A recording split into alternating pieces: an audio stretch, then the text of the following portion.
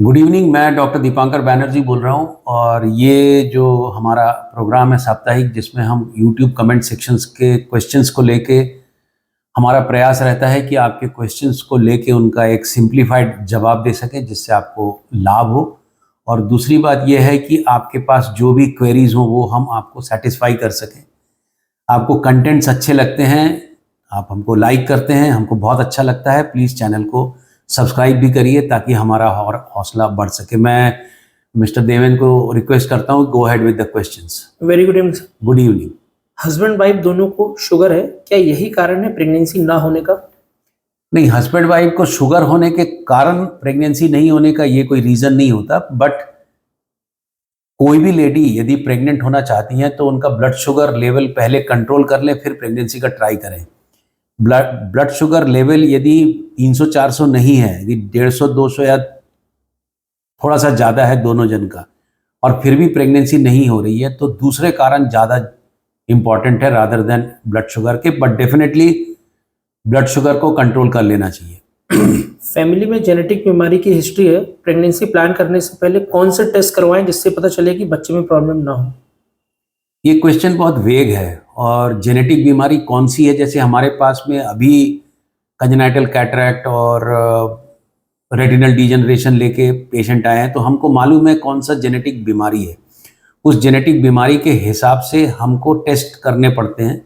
और उस जेनेटिक बीमारी में यदि लेडी प्रेग्नेंट है, यदि महिला प्रेग्नेंट है और अपने बच्चे का ये चाहती है कि वो जेनेटिक बीमारी उसमें ना हो, तो मुझे जो हस्बैंड वाइफ में जेनेटिक बीमारी है उनका जांच करना पड़ता है। उसमें क्लिनिकल एक्सोम सीक्वेंसिंग करनी पड़ती है, पक्का करना पड़ता है कि कौन सी जेनेटिक बीमारी है, ताकि हम जो गर्भ में पल रहा बच्चा उसका समय रहते हम जांच कर ले, तीसरे महीने में या चौथे महीने में, ताकि यदि बच्चे में कुछ प्रॉब्लम हो तो हम कपल को बता सकें और वो अपना एक उचित निर्णय ले सकें।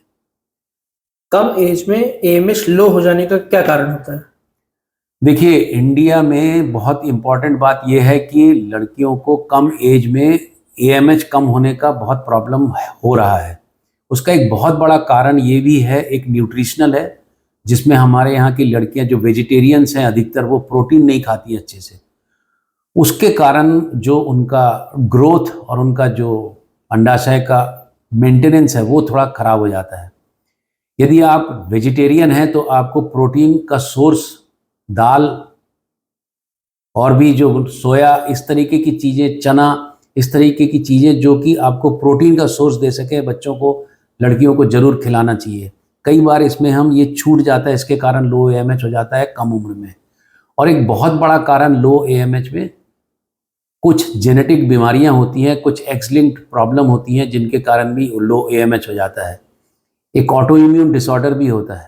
और एक बहुत इम्पॉर्टेंट रीज़न और भी है जिसको कि हम आजकल अलग नहीं कर सकते, हमारे खाने के थ्रू इंसेक्टिसाइड का जाना, कीटनाशक का जाना। हम जो भी खाना खाते हैं, जो भी हम सब्जियां खाते हैं, हम सलाद खाते हैं, वो सब खेत में ऐसे पनपती हैं जिसमें कि इंसेक्टिसाइड का बहुत स्प्रे होता है।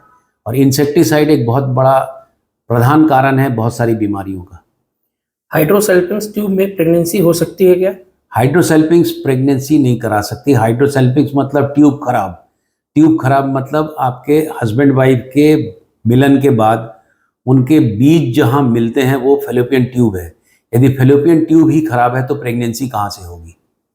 Which is best for down syndrome, CVS और एमनियोसेंटेसिस?